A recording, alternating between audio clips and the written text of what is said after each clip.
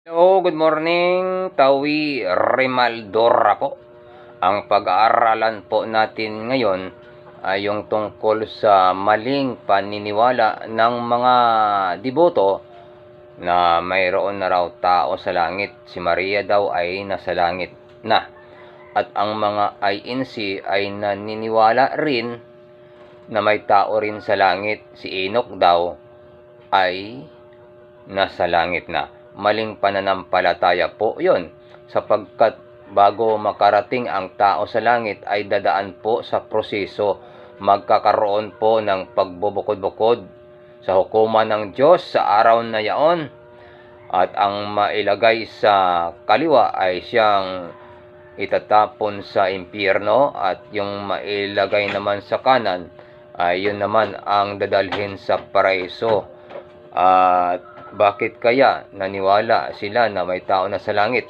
Kasi meron po silang nabasa sa aklat ng Henesis 5:24 na si Enoch ay kinuha ng Diyos. Kinuha lang, hindi dinala sa langit.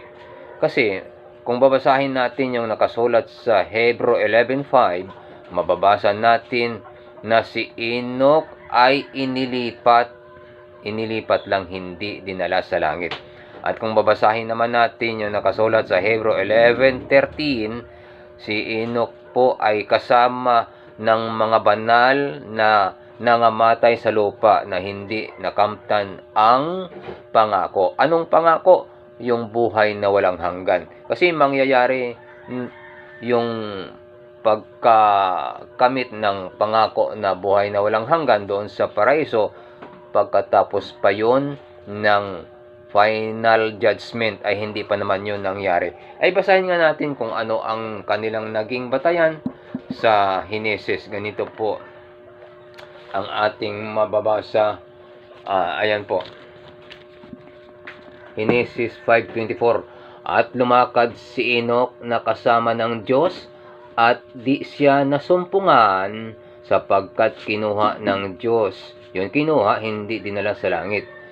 Ay kung sa Hebrew naman, ay ganito po ang ating mababasa.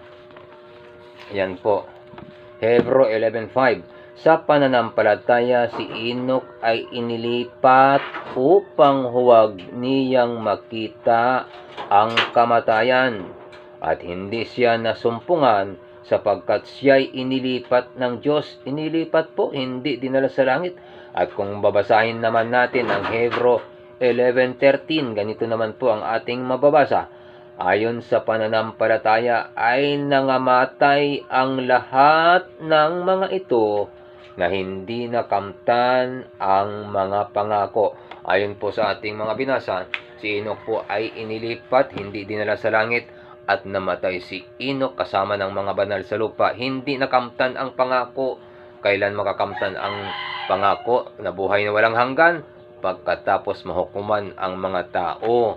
Yun lang mga kapatid, marami pong salamat. At sana kung alam na natin ang totoo, iwanan na natin ang mali at lumakad tayo sa katotohanan upang makarating tayo sa kaalaman na ayon sa pananampalataya na nakasulat. Marami pong salamat sa Diyos. Ako po si Tawi Remaldora.